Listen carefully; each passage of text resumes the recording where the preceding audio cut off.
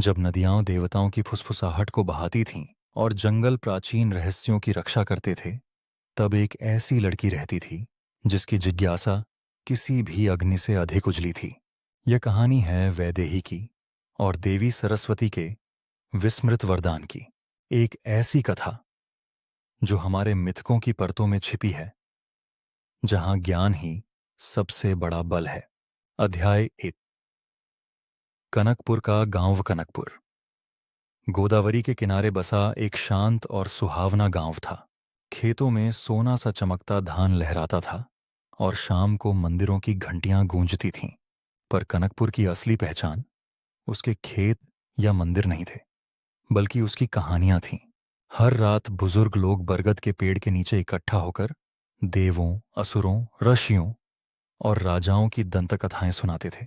बच्चे मंत्रमुग्ध होकर सुनते, लेकिन वैदेही सिर्फ सुनती नहीं थी, वह पूछती थी, ऋषि ने मौन क्यों चुना? ज्ञान हथियार कैसे बन जाता है?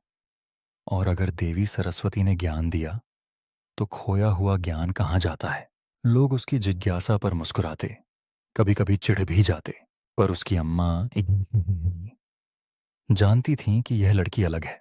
आज ही कहती, बेटी, प्रश्न वे नावें हैं जो अज्ञान की नदी पार कराती हैं। वैदेही इस बात को दिल से मानती थी। अध्याय 2। ज्ञानोत्सव। अब संत लौट आया था और गांव में वसंत पंचमी की तैयारी शुरू थी। पीले फूल जमा किए गए, दीपक चमकाए गए। वैदेही हर साल की तरह देवी को पहला दीप चढ़ाने वाली थी।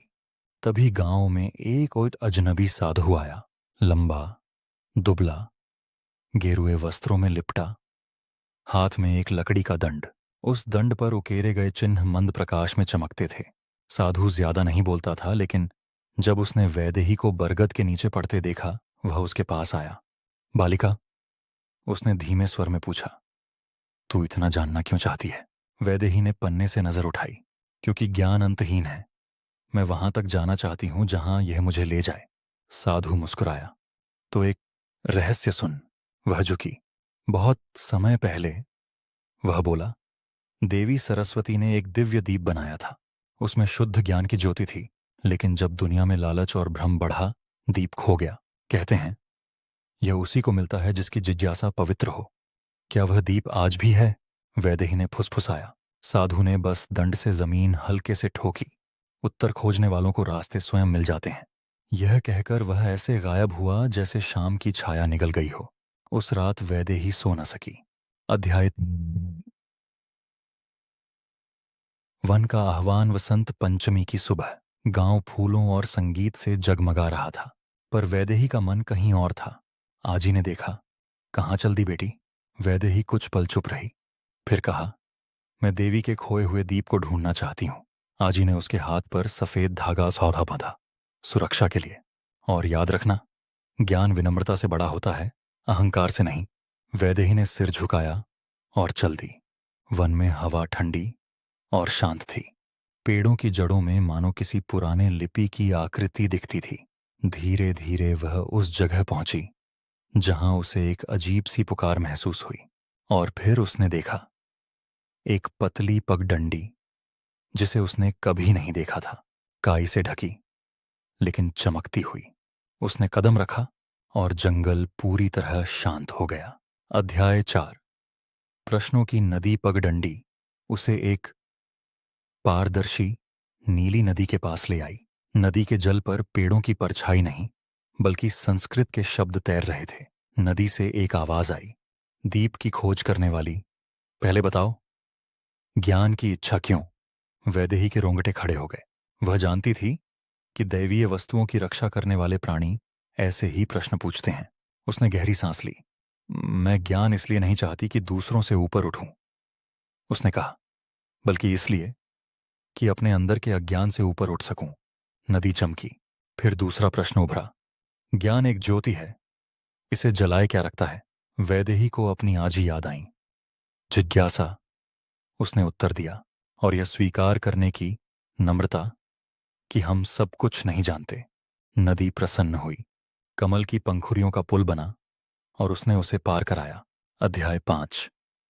प्रतिध्वनियों की गुफा। नदी के बाद एक पहाड़ी थी और उसके भीतर एक अंधेरी गुफा। भीतर कदम रखते ही उसे फुसफुसाहटें सुनाई दीं, धीमी, फिर तेज, फिर कई आवाजें। ये आवाजें उसकी अपनी शंकाएं थीं। अगर दीप नहीं मिला तो? तू कौन है जो दिव्य ज्ञान की खोज कर रही है? तू तो बस गांव की एक लड़की है। ये विचार गूंजते रहे। गुफा उन्हें बढ़ा रही थी। वैदेही ने आंखें बंद कीं। ये मेरे विचार हैं, उसने कहा, पर मैं इन्हें अपने रास्ते में नहीं आने दूंगी। फुसफुसाहट कम हुई। फिर अंधेरे में एक आकृति उभरी। श्वेत वस्त्रों में लिपटी एक स्त्री, उनके हाथ में चांदनी से बनी वीणा, उनके चारों ओर ज्ञान जैसा प्रकाश था। वैदेही घुटनों के बल बैठ गई। देवी सरस्वती। अध्याय 6। अंतिम परीक्षा। देवी का स्वर मधुर था, लेकिन सृष्टि का भार लिए हुए। बालिका, तू खोए हुए ज्ञानदीप की खोज क्यों कर रही है? वैदेही ने कांपते स्वर में कहा। क्योंकि दुनिया को फिर से ज्ञान की जरूरत है। लोग प्रश्न पूछना भूल रहे हैं, सीखना भूल रहे हैं। मैं समझना चाहती हूं और दूसरों को समझने में मदद करना चाहती हूं। देवी एक कदम आगे बढ़ी। तो एक अंतिम प्रश्न का उत्तर दे। उन्होंने हाथ उठाया। एक चमकता प्रकाश गोला प्रकट हुआ। अगर दीप तुझसे तेरी सबसे प्रिय चीज मांगे तो क्या तू दे सकेगी? वैदेही ने कुछ पल सोचा, फिर बोली, अगर ज्ञान के लिए त्याग करना पड़े तो मैं करूंगी। क्योंकि ज्ञान किसी एक का नहीं होता, ये बांटने से बढ़ता है। पल भर को गुफा शांत रही। फिर देवी मुस्कुराई। तूने दीप पा लिया है। प्रकाश गोला वैदेही के हाथों में आ गिरा, गर्म, जीवित, प्रज्वलित। पर याद रख, देवी बोली, सच्चा ज्ञान साथ नहीं ले जाया जाता, उसे जिया जाता है। प्रकाश फैल गया। अध्याय 7। लौटना। वैदेही ने आंखें खोलीं तो वह कनकपुर के किनारे खड़ी थी। जंगल सामान्य लगा, मानो उसने अपने रहस्य दोबारा छिपा लिए हों। पर वैदेही बदल चुकी थी। जहां भी वह जाती, लोग सहज ही प्रेरित हो जाते। उनकी बातें सुनकर बच्चों की आंखें चमक उठतीं। आजी ने उसे गले लगाया। तू कुछ अलग लग रही है बेटी। वैदेही मुस्कुराई। शायद अब मैं खुद को थोड़ा बेहतर समझती हूँ। उसने कभी गुफा या देवी का उल्लेख नहीं किया। उसकी जरूरत नहीं थी। वह बरगद के नीचे बच्चों को पढ़ाने लगी, पुस्तकों से नहीं, प्रश्नों से। और दीप, वह उसके भीतर जलता रहा। एक ऐसी ज्योति जो अंधेरे को नहीं, मन को रोशन करती है। कई वर्षों बाद लोग कहने लगे कि कनकपुर सोचने वालों, कवियों और जिज्ञासुओं का गांव बन गया है। उन्हें नहीं पता था क्यों, पर कभी कभी, खासकर वसंत पंचमी की शाम, जब हल्की हवा में वीणा की धुन सी सुनाई देती, वैदेही मुस्कुराकर जंगल की ओर देखती। उसे पता था कि देवी अब भी उसे देख रही हैं। तो यह थी वैदेही और सरस्वती की दीपशिखा की कथा। याद दिलाती है कि सबसे मूल्यवान शक्ति ज्ञान है, और ज्ञान की शुरुआत हमेशा एक प्रश्न से होती है।